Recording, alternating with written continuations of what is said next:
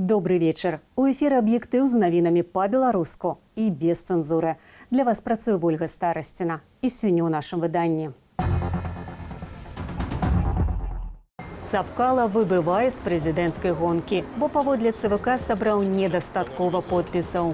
Мы будем в законном порядке обжаловать это решение. Лідар жа ў прызнаных подпісаў паехаў да Пуціна.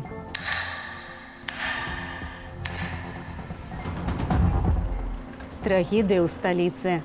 Раздался крик, просто, что ты делаешь, женский голос, и потом 2 хлопка, и все. Бацька са шматпавярховіка скінуў дачку і кінуўся сам. Китайцы нам пабудуюць і стадыён, і басейн. Китайская шчодрасць ці? Это 100% кидалова будзе Беларусі. Валерый Цапкала можа выбыць з прэзідэнцкай гонкі. Цэнтр ВБРК прызнаў сапраўднымі толькі 75 тысячаў сабраных подпісаў. Затое ў Ганны Канапацкай ЦВК налічыў на 36 тысячаў, а ў Сергея Чэрачня на 37 тысячаў больш подпісаў, чым яны здалі. Найбольшую колькасць подпісаў, амаль 2 мільёны, Цэнтр ВБРК пацвердзіў дзейнаму кіраўніку краіны. Сам вылучэнец сёння наведвае расійскага калегу. Юлія Цяльпук з падрабязнасцямі. Вялікая мобілізацыя беларусаў, старанная праца ініцыятыўнай групы Валера Цапкалы і 160 тысячаў подпісаў, якія занеслі ў ЦВК. Каманда Лідзіі Ярмошынай забракавала больш чым палову.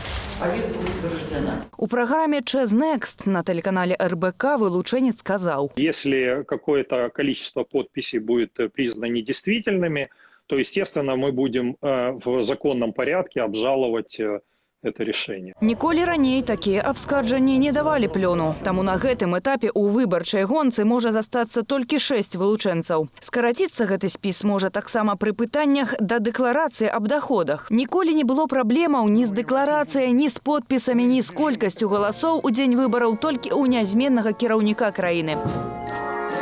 Сёння ўладальнік амаль 2 мільёнаў подпісаў у сваю падтрымку выступаў пад расійскім Ржевам. Сегодня мы открываем памятник воинам, среди которых были представители всех народов Советского Союза. Лідары краінаў адзіныя ў імкненні захоўваць памяць пра другую сусветную, а таксама ў імкненні да захавання ўласнай улады.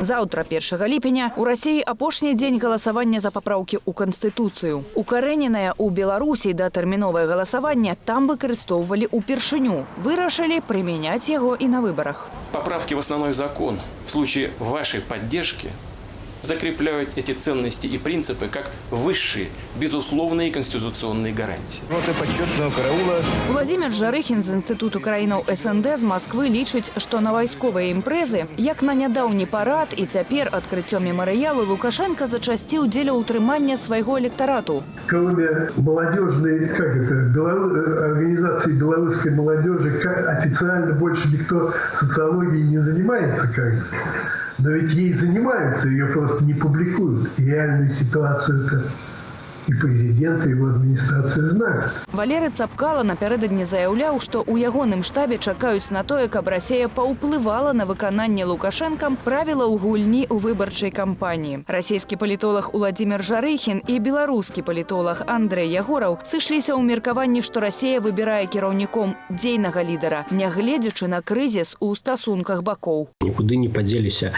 гэтая парафіраваная праграма паглыбленай інтэграцыі, нікуды не падзеліся так званыя дарожныя мапы.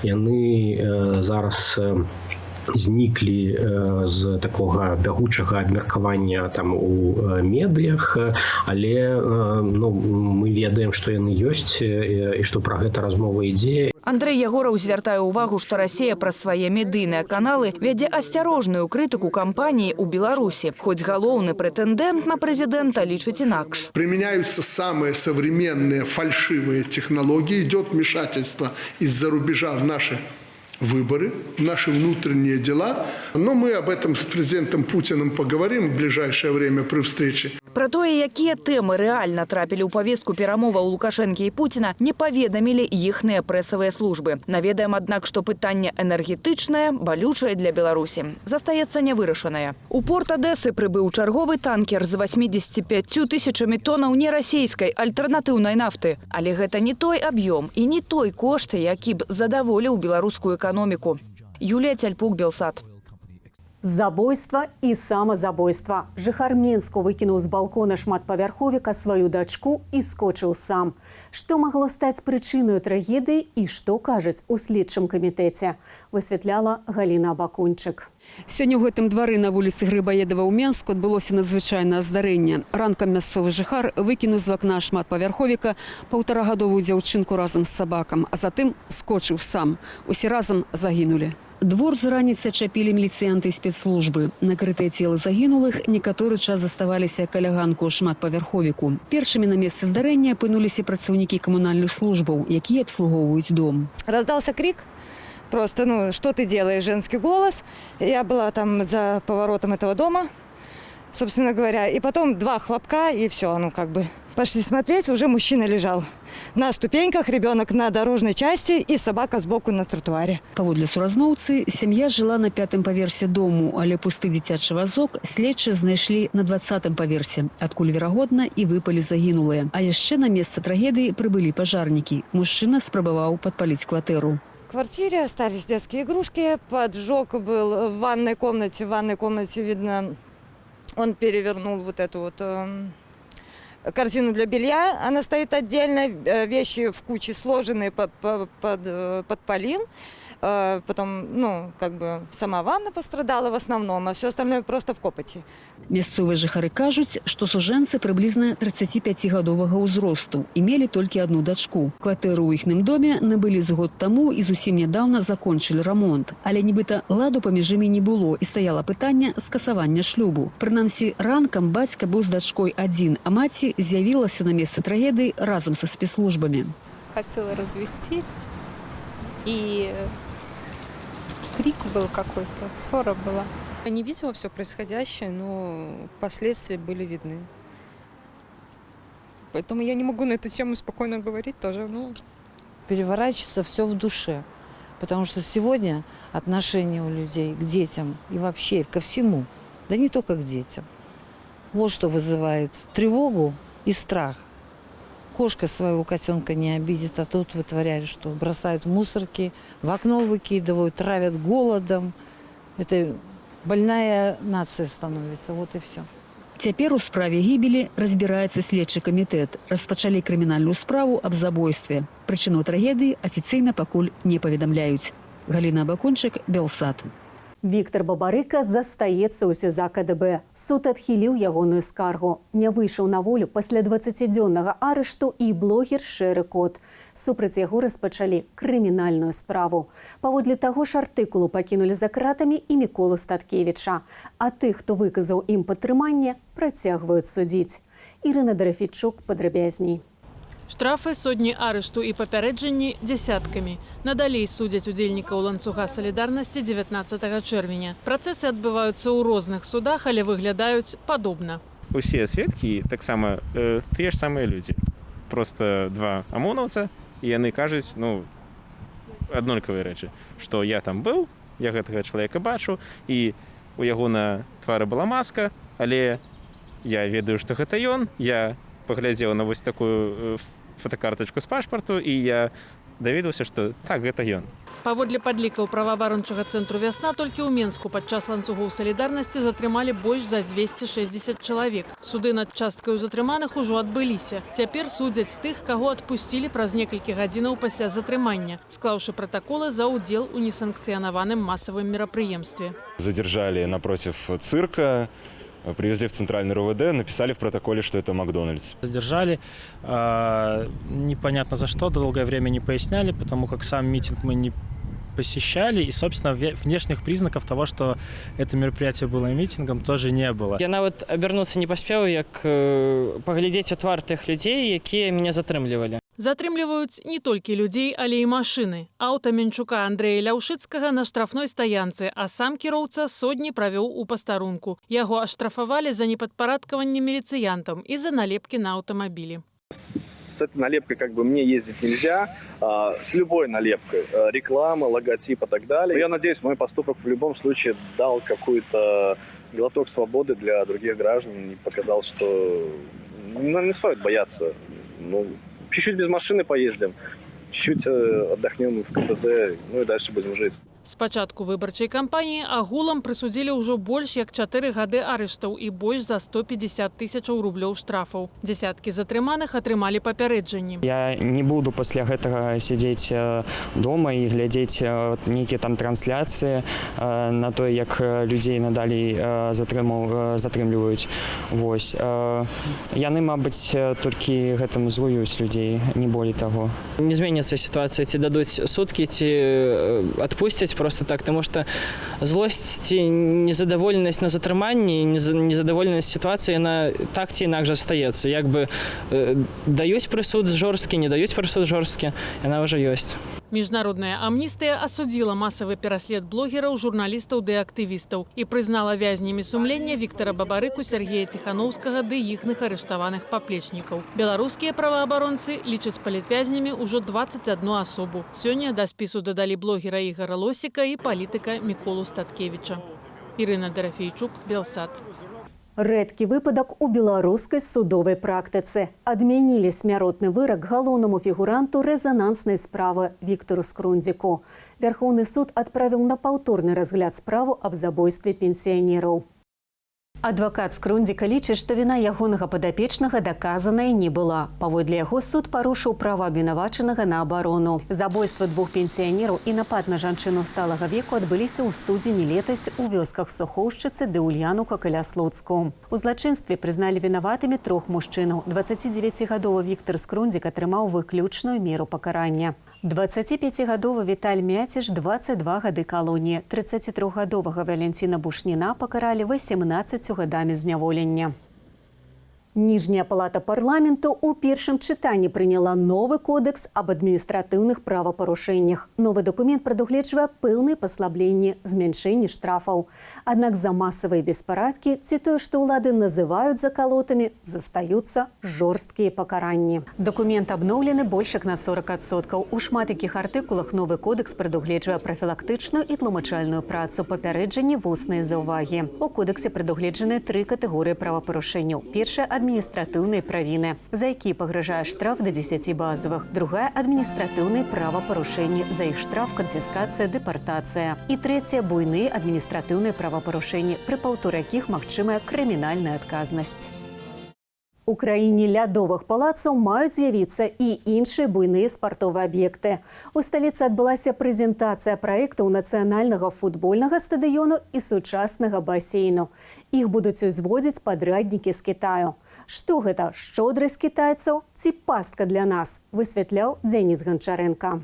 Ужо ў 2023 годзе на месцы гэтай пусткі мусіць паўстаць сучасная футбольная арэна. Плануецца, што гэта будзе галоўны хатні стадыён зборнай Беларусі, пабудаваны, што праўда, цалкам на кітайскія грошы. Ствараць стадыён узялася пекінская гарадская будаўнічая карпарацыя, якая ўзводзіла ў тым ліку галоўную арэну алімпійскіх гульняў 2008 года «Птушынае гняздо». Паводле першага віцэ-прэм'ера Мікалая Снапкова, на менскі стадыён, а таксама на басейн каля станцыі метро «Маладзёжная» Паднябесная сумарна патраціць 240 мільёнаў долараў. Раней называлі меншую лічбу – 180 мільёнаў. Железное братство и всепогодная дружба Китая и Беларуси – пример высочайшего и глубочайшего уровня сотрудничества. Для Китаю будаўніцтва спартовых аб'ектаў за мяжой у абмен на нейкія прэферэнцыі распаўсюджаная практыка. У прыватнасці Паднябесная зрабіла падобныя падарункі афрыканскім дзяржавам. У Беларусі нават яшчэ горш, чым у Афрыцы, таму што тады перш за ўсё яны зрабілі нейкую будову, а потым атрымалі доступ да рынку. А ў нас яны ўжо выкарыстоўваюць Беларусь, яны даюць нам звязаныя крэдыты, яны будуюць тыя прадпрыемствы, якія не працуюць. Найбольш яскравыя прыклады кітайскіх праектаў у Беларусі – завод жылі ды індустрыйны парк «Вялікі камень». Аднак былі і правалы. Светлагорскі завод сульфатнай цэлюлозы беларускі бок дабудоўваў самастойна, бо кітайцы не ўклаліся ў вызначаны тэрмін. Давялося адмовіцца ад паслугаў падрадніка з Паднябеснай і набудову будоўлі папяровай фабрыкі ў Добрушы. Калі кітайцы нешта хочуць зробіць, як гэта было в Ухане з бальніцай, яны за 2 тыдні могуць збудаваць вельмі сучасную бальніцу. А калі ў Беларусі за 3 гады не змогуць збудаваць стадыён, які яны будуюць шмат у сябе, гэта 100% кідалава будзе Беларусі. Ці мае краіна патрэбу ў чарговай спартовай арэне ў эканамічна няпросты час? Пагатоў не так даўно скончылася рэканструкцыя менскага стадыёну «Дынама», а яшчэ раней з'явілася сучасная Барысаў арэна. Абедзве запаўняюцца пад завязку досыць рэдка. Мы, наверное, единственная страна на постсоветском пространстве, где нет своего национального футбольного стадиона. Во-вторых, он будет заполняться, мне кажется, хотя бы наполовину, ну или на 2/3, да, потому что тут главный вопрос логистики. Борисов, да, хорошо, хороший стадион, 13 тысяч, но добираться тоже не совсем удобно. Пакуль актыўныя будаўнічыя працы на месцы будучай арэны яшчэ не распачатыя, хаця раз-пораз праязджаюць самотныя бульдозеры, ды ходзяць паасобныя будаўнікі. Дзеніс Ганчаренко, Белсат. Загружаць паліва ў першы рэактар беларускай атамнай электрастанцыі пачнуць у жніўні. Пра гэта заявіў амбасадар Беларусі ў Маскве Уладзімір Семашка. Раней Міністэрства энергетыкі заяўляла, што паліва ў рэактар загрузяць у чэрвені, а ў ліпені сістэму запусцяць. Вырабляць электрычнасць у прамысловых аб'ёмах на атамнай станцыі меліся пачаць у верасні. Пуск першага энергаблоку БелАЭС пераносілі ўжо двойчы. Спачатку яго адклалі з 2018 на 2019 год, затым на ліпень гэтага года. Цяпер жа, паводле амбасадара Семашкі, цалкам запускаць у прамысловую эксплуатацыю першы энергаблок плануецца толькі ў першым квартале наступнага года, другі не раней за травень 2022. У Китаі выкрылі новы, небяспечны для чалавека штам віруса грыпу. А тым часам колькасць ахвяраў каронавіруса ў свеце дасягнула 500 000 чалавек. У нашай краіне, паводле Міністэрства аховы здароўя, колькасць новых выпадкаў заражэння няспынна зніжаецца ўжо месяц. За мінулыя сотні медыкі выкрылі 328 захварэлых, выпісалі больш за 800 асобаў. Памерлі 5 чалавек. Згодна з афіцыйнымі лічбамі, з пачатку эпідэміі ахвярамі каронавіруса ў Беларусі сталі 392 асобы.